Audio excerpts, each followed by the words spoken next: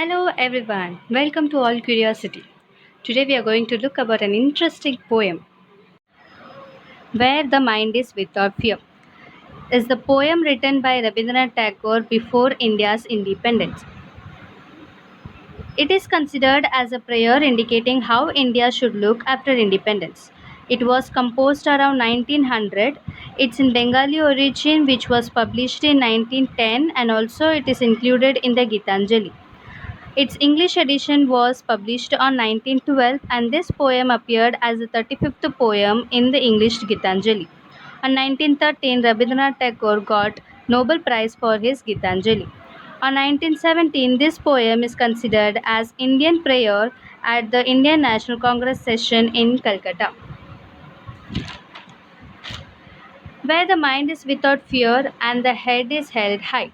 This line says that when India becomes free, the minds of Indians are fearless because they are not under anyone's control. India would be now proud because now they are not living under slavery, where the knowledge is free. In this line, the poet does not mean that the knowledge and the education is free of cost. But the poet means that there should not be any discrimination on the basis of gender, caste, etc. There should not be any inequalities among children. The poet doesn't mean that education is free of cost. He means that there should not be any discrimination among children. Where the world is high, not been broken up into fragments by narrow domestic walls. So, what does narrow domestic walls mean? It is division on the basis of religion, caste, class, and color in societies and between countries of the world. So, according to poet, let not India be broken on these issues. He doesn't want our country to be broken on these issues.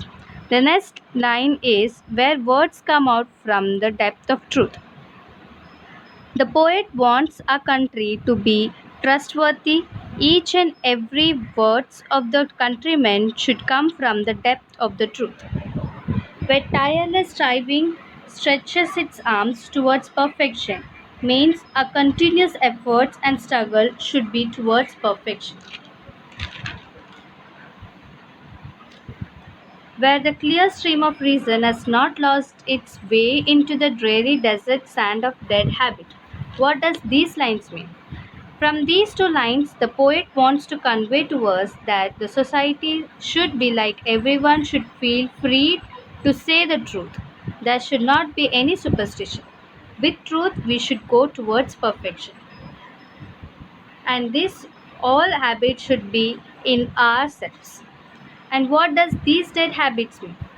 Yes, dead habits are those habits of superstition and prejudice which are prohibitive and restrictive in achieving the freedom of mind.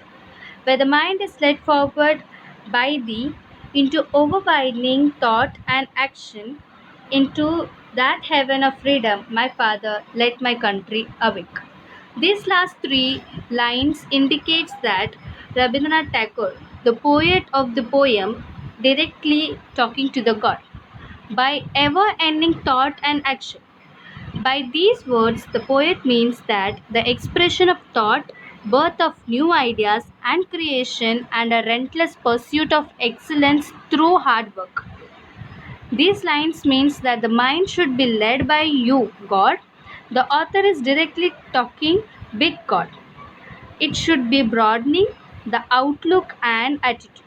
Yes, the author is talking to the God, asking to give the countrymen an ever ending thought and action so that he can look towards progressive way and can think towards accumulating everything. And the moral that the poem by the poet Tagore wants to convey of an India where people are free from restrictions and feel and think in a progressive way. The poet wishes for the people of the nation to lead better lives filled with knowledge and goodness. The poet wants his countrymen not be fearless and confident to pursue their excellence. He hopes that they will not be divided into barriers of preconceived and illogical notions and practices. The poet believes that this is the kind of society he wants the nation to wake up to. So, through this poem, he wants us to be strong, confident, and have to be an ever widening thoughts and action in our life. So, guys, I hope you guys understood the poem well. Thank you so much.